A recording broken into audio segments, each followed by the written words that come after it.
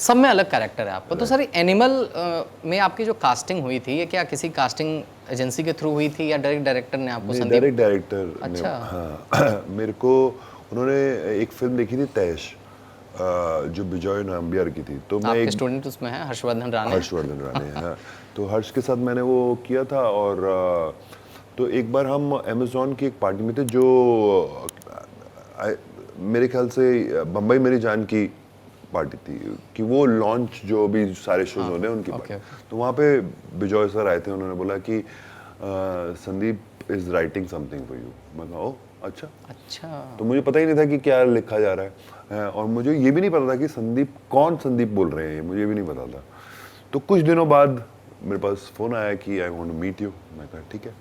मैं उनसे मिला, और जब मिला तो मैं काफ़ी कंफ्यूज था कि मैं ये करूँ कि ना करूँ फिल्म, क्योंकि मुझे कुछ नहीं समझ आ रहा था कि, क्योंकि उन्होंने पूरी स्टोरी ने नरेट करी थी, सिर्फ मेरा रिलेशनशिप मेरे भाई के साथ रिलेट किया, बस नरेट किया था। और तो मैं कंफ्यूज हो गया। मैं बाहर निकला, मैंने अपने मैनेजर को फ़ोन किया और मैंने बोला मेरे को नहीं लगता मेरे को करना है ये। तो कह रहा क्यों, तेरा पागल हो तुम, अगले साल की सबसे बड़ी फिल्म होने वाली है। तो मैंने बोला कि नहीं, इतने सारे कैरेक्टर हैं, मैं तो खो जाऊंगा कहीं पर। तो उसने बोला नहीं, तुम निकाल लोगे अपना, यार तुमको आता है काम करना। तो थोड़ी इनसिक्योरिटी आई। फिर मैंने फिर अमित जो मेरा दोस्त भी है और मैनेजर भी है, उसने मेरे को बोला कि टॉक टू हिम अगेन। और मैं उनके पास दोबारा बात करी। दूसरी मीटिंग में भी मुझे ज़्यादा समझ नहीं आया। तीसरी मीटिंग में उन्होंने मेरे को बोला कि चल तेरे को एडिट दिखाता हूँ।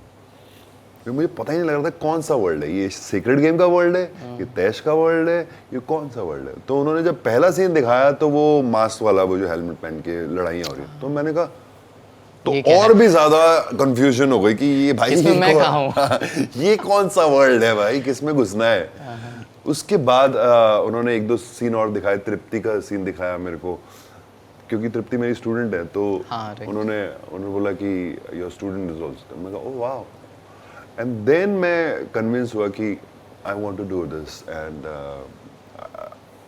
Then I started working on it. आपको लगता है सर एनिमल फिल्म करने के बाद आप काम तो कर रहे हो ना, लेकिन जो आपकी रीच है ना वो बहुत बढ़ गई। राजस्थान के गांव में, बिहार के गांव में, मध्य प्रदेश के गांव में भी लोग जान रहे हैं और पहचान रहे हैं कि भाई ये कैरेक्टर तो भाई मेरे को बहुत अच्छा लगा है। राइट। आपको कभी ऐसा फील हुआ? बिल्कुल बिल्कुल बिल्कुल, ये हुआ।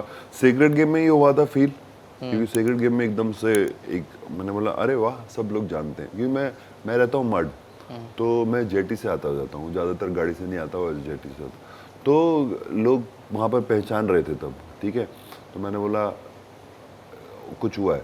फिर इसके बाद तो एकदम से काफ़ी ऊपर। और लास्ट ईयर 3-4 रिलीज हुई ना बैक टू बैक, और उसका इम्पैक्ट बहुत ज़्यादा पड़ा कि जिसने इंडस्ट्री में जिन लोगों ने देखा, बाहर जिन लोगों ने देखा, सबको लोगों ने हड्डी भी देखी, लोगों ने बम्बई मेरी जान भी देखा, लोगों ने जाने जहाँ भी देखा, लोगों ने काला भी देखा। हाँ, बैड कॉप तो अभी आया, फिर उसके बाद एनिमल आया, तो और फिर बैड कॉप भी इतना बड़ा हिट हुआ। सो बैक टू बैक वो आने की वजह से जो काफ़ी टाइम से थे। सर वध का जिक्र आपने नहीं किया सर, क्या वध उससे पहले आई थी, उसके एक और साल पहले आई थी। उस पर हम लोग बात करेंगे आज।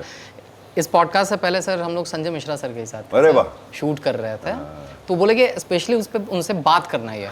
क्योंकि जब भी वो आता था ना मेरे को डर लग जाता था भाई, वो इंसान हमेशा कैरेक्टर में ही रहता था। वो आपके जो एंट्री सीन है तो उस पर हम लोग आगे बात करेंगे सर।